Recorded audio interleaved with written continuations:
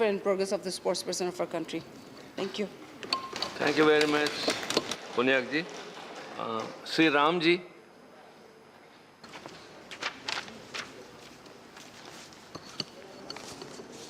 धन्यवाद उपसभापति महोदय कि आपने मुझे इस नेशनल एंटी डोपिंग बिल पर बोलने का अवसर दिया। श्रीमान जी, सभी वक्तागणों ने, सांसदगणों ने अपनी बात को इस पर रखा हुआ है और मैं माननीय मंत्री जी से कुछ इस खेल को लेकर कुछ उपलब्धियों के बारे में या कुछ इंफ्रास्ट्रक्चर के बारे में बात करना चाहता हूं। श्रीमान जी, खेल तभी होता है जब खेल के मैदान होते हैं, या हम दूसरी शब्दों में कह दें, अगर हम लोग बैक में जाएं, 25 साल पहले जाएं, तो हमारे आसपास के गांव देहात में, कस्बों में खेल के मैदान होते थे, उनमें हम लोग खेलते थे। लेकिन धीमे धीमे जैसे हम लोग बड़े होते गए, वो सारी जगहें संकुचित हो गई। आज गांव देहात में, शहरों में खेलने की कोई जगह नहीं बची हुई है।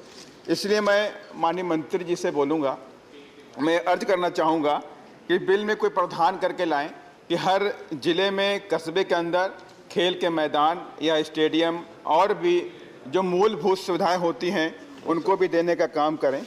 और चूँकि मैं इसका एग्जाम्पल भी देना चाहूँगा कि देश के अंदर अभी आप सब ने कई सारे नाम सुने जो बहुत ही गरीब परिवेश से निकल करके देश में उन लोगों ने अपने नाम को रोशन किया। उसमें से आप नाम जानते हैं, हिमा दास का भी नाम जानते हैं, उसमें वंदना कटारिया का भी नाम जानते हैं हम लोग, उसमें उर्वशी सिंह का नाम जानते हैं। ये ऐसे नाम हैं जो गरीबी के प्रवेश में निकल के आए, जिनके पास मूलभूत सुविधाएं नहीं थी, लेकिन उन लोगों ने अपना नाम रोशन किया। लेकिन ऐसे तमाम और भी बच्चे हैं जो इस देश में देश के मान सम्मान को बढ़ा सकते हैं, तो उनको ज़रूरत है मूलभूत सुविधाओं की। इसलिए श्रीमान जी, मैं इस बात के लिए माननीय मंत्री जी से रिक्वेस्ट करूंगा कि इस तरह का कोई प्रावधान लेके आएँ कि हर ज़िले में, कस्बे में स्टेडियम, मैदान की मूलभूत सुविधाएँ दी जाएँ। और चूँकि मैं थोड़ा सा एग्जाम्पल देना चाहूँगा, 2007 से 2012 में उत्तर प्रदेश में हमारे बहन कुमारी मायावती जी की सरकार थी और तब ग्रेटर नोएडा के अंदर इंटरनेशनल बुद्धा सर्किट बनाया गया।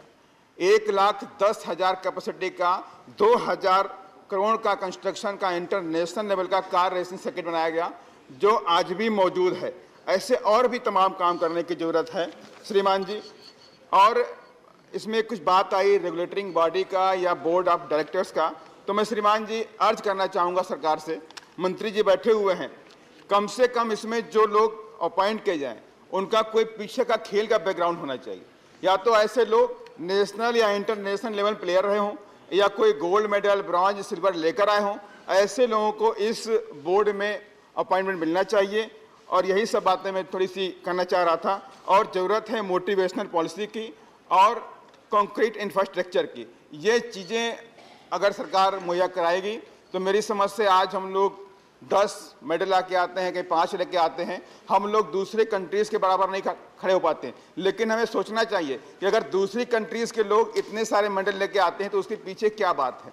अगर हम लोगों को मूलभूत सुविधाएं नहीं देंगे तो हम लोग ऐसे ही पीछे रहेंगे। इसलिए मैं माननीय मंत्री जी से रिक्वेस्ट करना चाहूँगा। धन्यवाद। Thank you very much Ram ji.